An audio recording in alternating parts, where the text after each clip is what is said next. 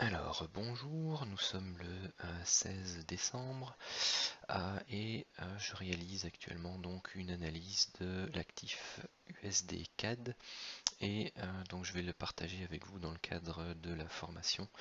Et pour cet actif-ci, je partirai donc de l'annuel. Alors, ce qu'on peut constater ici en annuel, c'est que depuis 2002 jusque 2007, on a eu une forte impulsion baissière et on peut le deviner dans ce cas-ci assez facilement en 5 temps. Donc on a eu une première vague ici, la deuxième, la troisième, la quatrième et la cinquième. Donc cette grande descente-ci peut être considérée comme une vague impulsive baissière en 5 temps. Alors ensuite, cette partie-là, donc qui suit, qui va de 2008 jusqu'à 2018, qui dure déjà depuis 10 ans, et bien pour l'instant ressemble fortement à une correction en 3 temps. Donc un premier temps, un deuxième temps, un troisième temps. Du moins un troisième temps qui est en cours. Est-ce que celui-ci est terminé ou pas? Est-ce que la baisse va reprendre? Actuellement, le signal qui est donné en annuel confirme la tenue d'une zone de support ici autour des donc on va dire autour des 1,207, 1,224, car donc l'USD CAD notamment est corrélé au pétrole et cette année le pétrole a monté. Et également le dollar a corrigé un petit peu. Donc voilà, tout simplement, pour l'instant, la reprise de la baisse n'est pas confirmée. Ensuite, mettre un peu plus unité de temps inférieure, donc ici le trimestriel. Ce qu'on voit apparaître sur le trimestriel, c'est ce point bas-ci, suivi de celui-là.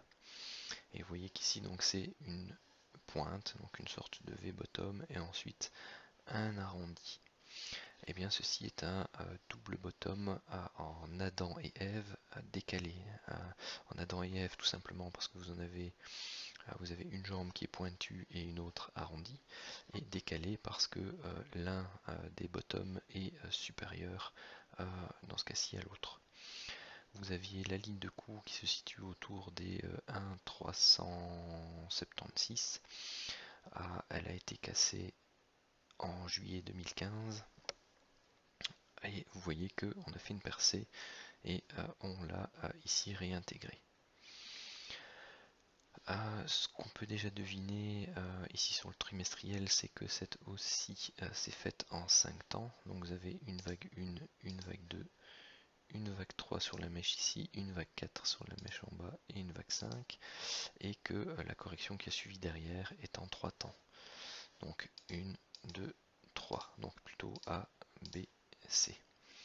Et que donc on aurait ici pour notre vague impulsive baissière, on aurait une première phase corrective, donc notre grande vague A, une seconde phase corrective, notre grande vague B, et ici on serait en train de construire notre grande vague C.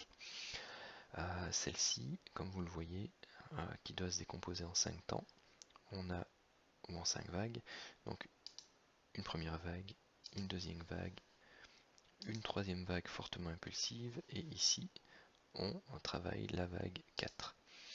Alors est-ce que celle-ci est terminée ou pas? Ça il faudra voir au niveau des unités de temps inférieures afin de voir si on a fait la correction complète et si on est parti dans le début de la vague 5 pour terminer notre vague C. A priori, vu la durée ici de la vague 2, donc qui a duré 1 an, et bien ici on a quasi 2 ans. Donc en termes de je vais dire de proportion au niveau du temps, cela reste cohérent. Donc ici ce que l'on peut voir également, c'est que la vague 1 a été relativement forte, tout simplement pourquoi, enfin la vague A pardon, parce que elle a corrigé plus de 50% de la vague, de la grande vague baissière qui est ici. Derrière ça, on a eu une vague B ici qui, d'ailleurs je vais peut-être les noter comme ça, c'est clair.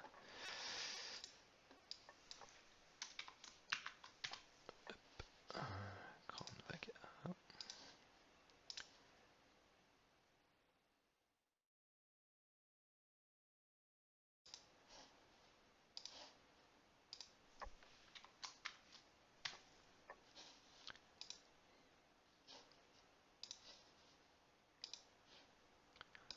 La grande B, et donc on travaille notre grande C. Et vous voyez qu'ici donc la vague B a retracé plus de 61,8, même plus de 80%, elle est arrivée sur les 90% de la vague A.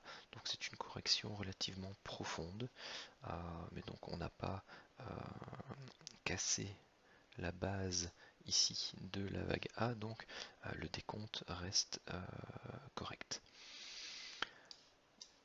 Ça, c'était les remarques que je voulais vous présenter au niveau trimestriel. Maintenant, si on descend au niveau mensuel, eh bien, on va peut-être, juste pour clarifier les choses, effacer celui-ci.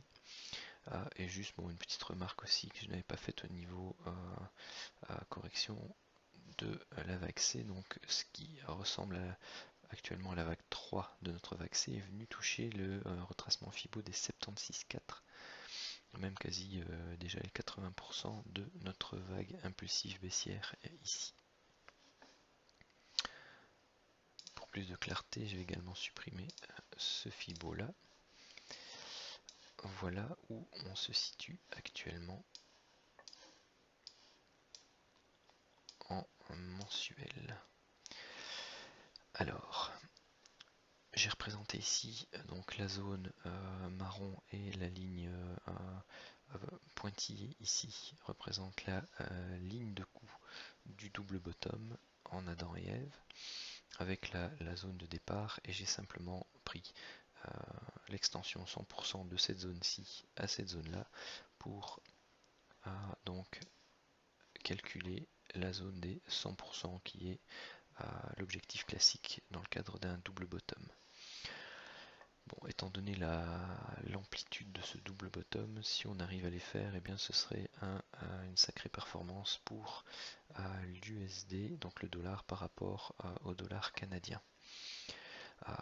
Maintenant, étant donné qu'on a déjà réintégré en partie cette structure, il y a de fortes chances qu'on n'atteigne pas forcément les 100%, mais qu'on pourrait éventuellement aller rechercher les 61,8 qui est un objectif plus raisonnable en tant que tel, et qui justement se situe au niveau d'une zone chartiste qui est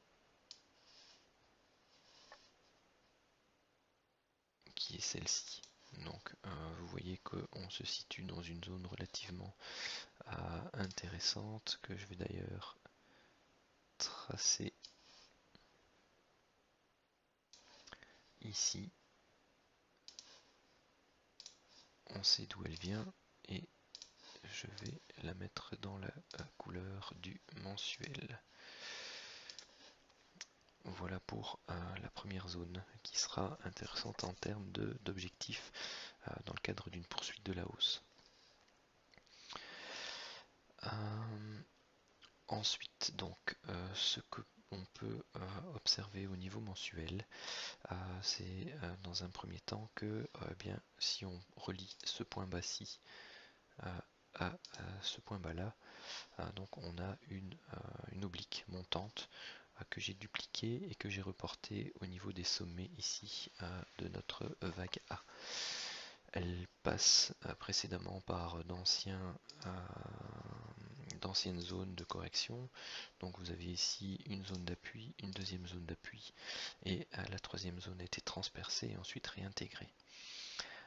faudra toujours tenir compte de cette oblique, donc de ce haut de canal montant, donc ce canal correctif, qui peut servir à nouveau de résistance.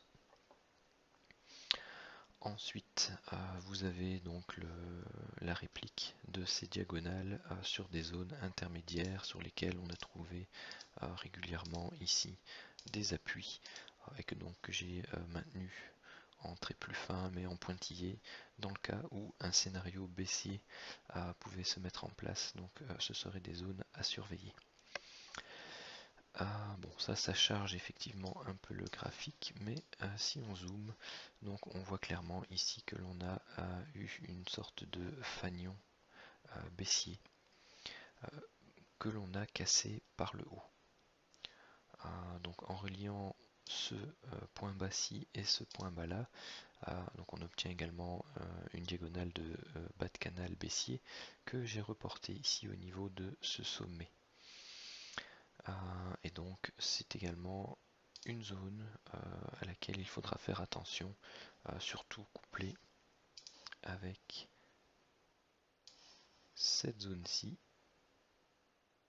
qui est une zone également chartiste, qui est toute fine, mais qui pourrait avoir son importance dans le cas où on vient la chercher aux alentours de la diagonale, donc du haut de canal baissier. Donc ici j'ai tracé également le Fibo partant de notre point B jusque en haut de cette vague. Juste à la base je l'avais fait juste pour information. Maintenant il serait plus correct de le mettre ici car on a une première vague impulsive haussière, sa correction en deux, une vague impulsive haussière donc qui est une vague 3, et ici on peut définir une vague 4. Donc vous voyez que la vague 4 est venue corriger la zone des 50% de notre vague 3. La vague 3 ayant été fortement impulsive, et donc c'est une vague 3 ici en extension, et bien la vague 4 s'est permise de corriger de manière un peu plus profonde que ce que l'on peut retrouver classiquement, c'est-à-dire les 23,6 ou les 38,2. Ce qui montre également un peu, je vais dire, la fin qui approche au niveau de l'impulsion du mouvement, car généralement quand on a une vague 3 fortement impulsive comme ceci, généralement on travaille plus les 23,6 et au maximum les 38,2. Donc le fait qu'on ait percé plus bas signifie que les vendeurs sont relativement présents et vont continuer à agir dans ces zones de sommet-ci de manière un peu plus importante. Pour le mensuel, il y a une chose peut-être que dont je voulais parler en trimestriel et dont j'ai oublié. Donc vous voyez ici, vous aviez donc cette phase corrective. Vous aviez eu ici une tentative de hausse. Celle-ci a été stoppée par une bougie trimestrielle qui avale le corps de la bougie précédente, qui est une bougie somme toute d'hésitation avec de longues mèches basses, hautes, et on oscille autour de cette zone-là. Donc cette bougie-là avait été avalée à la baisse, qui était donc un signal baissier, étant donné que c'était en plus sur le haut de canal baissier, ici donc en reliant les sommets. Mais celle-ci a été fortement avalée et son sommet a été cassé, ou est sur le point d'être cassé, parce que bon, on n'est pas encore à la fin du trimestre, il reste 15 jours. Mais le signal qui semble être donné, c'est un avalement haussier. Ce qui signifie que le signal baissier donné s'est invalidé et qu'on est plutôt reparti donc sur un signal d'achat au niveau trimestriel. L'idéal serait de clôturer au-dessus du sommet de cette bougie d'hésitation qui se trouve approximativement autour des 1,339. Donc ça c'était une chose importante que je voulais signaler par rapport au momentum, aussi au niveau trimestriel. Donc le mensuel, on l'a fait, on l'a terminé. Au niveau de l'hebdomadaire, voici ce que l'on peut en dire. Donc ici, on peut mettre notre fameuse vague 1 mensuelle et vous voyez que cette vague 1 n'est pas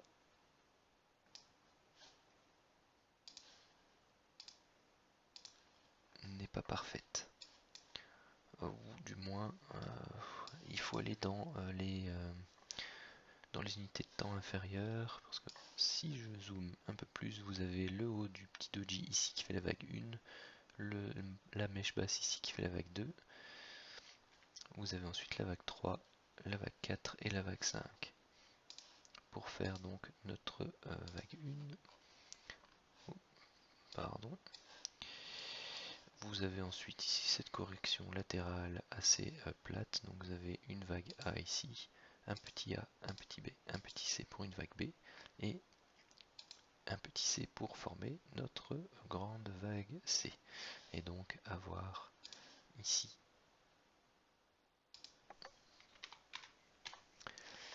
notre vague 2 mensuelle. Vous avez ensuite, je vais peut-être d'ailleurs même dans un souci de lecture les agrandir un peu. Et vous avez ensuite ici notre vague 3 en extension.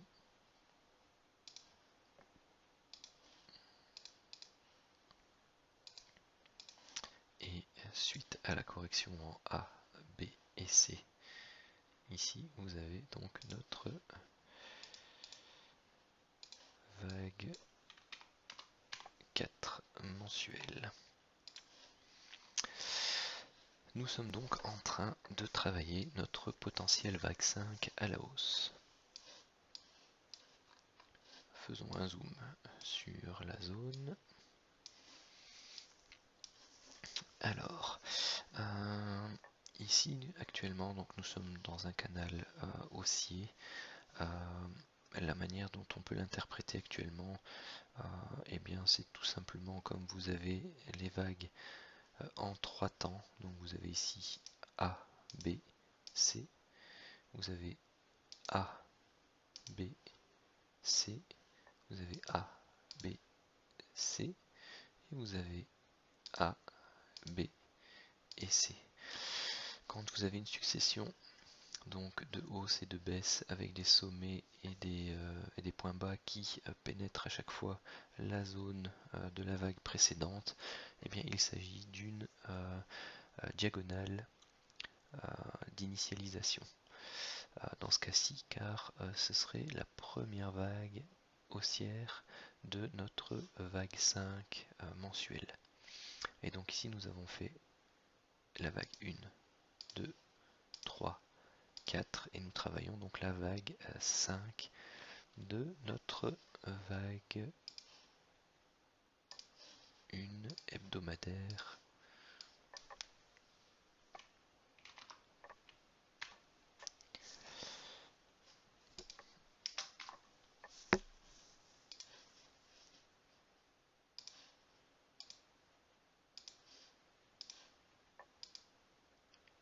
Alors évidemment, aller rechercher cette zone-ci avec le timing qui correspond serait idéal, car c'est ce qu'on appelle un cluster d'éléments.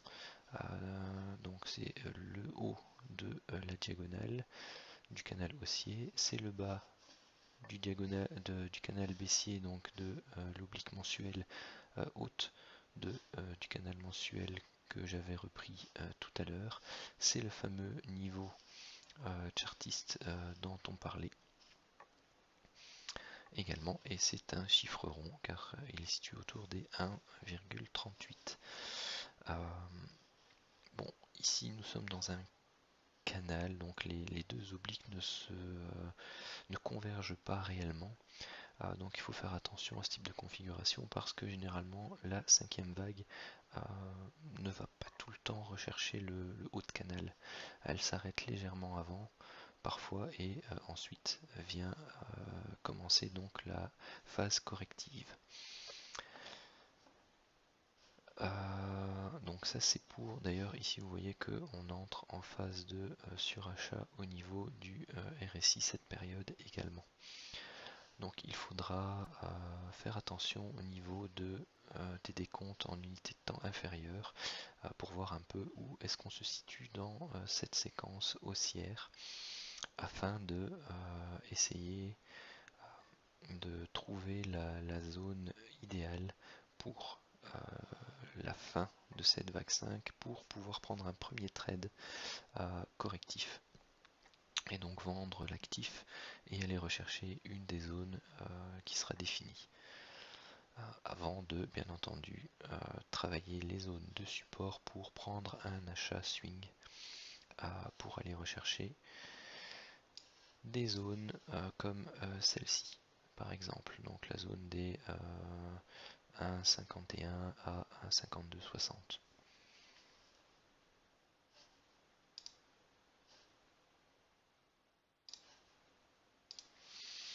Alors, donc je suis directement descendu au niveau 4 heures pour avoir un peu plus de détails et vous voyez que donc l'actif actuellement travaille un canal haussier. Donc dans notre petite vague 5 orange qui est censée se diviser en 3 temps, donc faire une vague A, une vague B et une vague C. La façon dont je l'interprète ici, c'est que on serait en train de travailler la vague A de cette sous-vague 5 hebdomadaire. Pourquoi? Eh bien tout simplement parce qu'on a eu ici une impulsion haussière, notez grand 1 entre parenthèses, sa correction, grand 2 entre parenthèses, qui d'ailleurs je ne l'ai pas mesuré mais doit avoisiner les 50% sans doute, tout à fait, pile poil le niveau Fibo des 50%. Et ensuite, c'est un peu comme dans l'exemple qui était montré en formation que je vais aller vous rechercher pour vous expliquer exactement la situation. Donc pour moi, on se trouve dans ce cas-ci. Donc c'est-à-dire on travaille un canal haussier dans lequel on a des sommets et des points bas successifs de plus en plus haut. Mais on n'arrive pas à distinguer quelle est la vague qui est en extension. Eh bien, si vous regardez la configuration, on se trouve ici exactement dans ce même schéma. Ce que j'ai pu retrouver, donc un principe en Elliott aussi, c'est toujours de partir de ce que l'on reconnaît. Ce que j'ai reconnu ici dans le cadre de ce mouvement avant de établir le décompte, c'est cette impulsion-ci, cette baisse, et ensuite j'ai reconnu ici donc ce qu'on appelle un expanded flat, donc c'est une correction en 5 temps, vous avez ici 1, 2, 3, 4, 5 pour la vague A, une correction en 3 temps, A, B, C, qui donne donc notre point B, donc ici notre petit A, notre petit B, et vous voyez que le petit B dépasse le niveau de prix de ce point-ci, qui est en réalité donc le sommet d'une vague 3 intermédiaire. Et ensuite vous avez une correction ici qui donne notre petit C et donc notre vague 4. Donc ça c'est typique aussi donc de correction d'une vague 4. Et derrière vous avez ici une hausse en 5 temps. Donc forcément ici une petite vague 5, mais derrière vous avez un triangle qui se dessine et qui est typique également d'une vague 4. Et donc j'ai pu interpréter ce segment-ci comme une vague 3, une sous-vague 3, une sous-vague 4, une sous-vague 5. Donc établir ici le point pour notre vague 3 principale. Et ici donc le triangle qui potentiellement arrive à son terme, donc notre vague 4, et il nous resterait donc une impulsion pour établir notre vague 5. Et notre vague 5 équivaudrait à 100% d'amplitude de la vague 1 qui est ici sur les niveaux autour des 1,365. Et donc vous voyez qu'ici au niveau intérieur, à la base, ici vous avez 1, 2. Vous avez donc notre vague 3 qui est en extension parce que vous savez compter 1, 2, 3, 4, 5, 6, 7 et 8 et 9. Donc vous avez notre schéma qui a été montré donc sur le tableau qui est ici, et donc c'est ce cas de figure-ci où vous avez la vague 3 ici qui est en extension. Donc voilà, maintenant on va observer la résolution de ce triangle. On peut, pour ceux qui sont très actifs, éventuellement anticiper la sortie du triangle, sachant que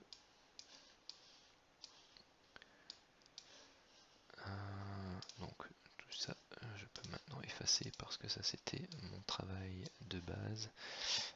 Voilà, vous voyez que j'avais déjà travaillé ça comme une vague 4 à la base, et donc ici vous avez donc 1, 2, 3 temps, car chaque vague des triangles se divise en 3 temps. Vous avez 1, 2 et 3 temps, 1, 2, 3 temps, 1, 2 et 3 temps, et ensuite vous zoomez un peu, mais vous avez 1, 2 et 3. Donc on a déjà fait notre A, B, C, D, E. Personnellement, si donc demain lundi, l'USDCAD fait une bougie qui clôture en horaire au-dessus de ce sommet-là, eh bien je pourrais prendre une position acheteuse avec un stop ici sous ce niveau-là, car si les prix réintègrent donc le triangle après l'avoir cassé ou et casse le bas du triangle, ça voudrait dire que la correction est potentiellement pas encore terminée, car on pourrait très bien avoir fait un grand A comme ceci, travailler notre grand B en triangle et donc faire un petit A, un petit B, un petit C, un petit D, un petit E, avoir notre grand B qui se situe c'est vrai qu'il y en avait un que j'avais pas effacé juste en dessous, avoir notre grand B qui se situe juste ici et aller rechercher un point C, pardon, non, c'est pas là, si, c'est ici, c'est bien là. Je vais revenir en 1 heure et aller rechercher un grand B qui serait donc ici, un grand C, pardon, attendez, que je ne m'en mêle pas les pinceaux, et donc avoir notre 4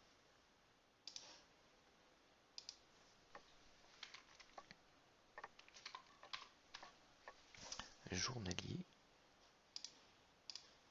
qui se trouverait là. Et cela ne serait pas incorrect. Pourquoi? Parce qu'on viendrait travailler ici la zone de la vague 4 précédente. Tout simplement. Donc deux scénarios. Le premier, acheteur. donc c'est sur du court terme. Si on vient casser ici le D et que l'on confirme la cassure, à ce moment-là c'est un achat avec un stop ici. Par contre, si on casse le triangle mais que l'on réintègre et que l'on vient casser la diagonale basse du triangle et ce niveau-ci, et bien à ce moment-là ce sera un short avec un stop au-dessus des plus hauts qui auront été faits ici pour viser le bas de canal, le niveau A et le bas de canal baissier qui se trouve ici. Et sur ces niveaux-là, sur signal, on pourrait réenvisager à ce moment-là un achat.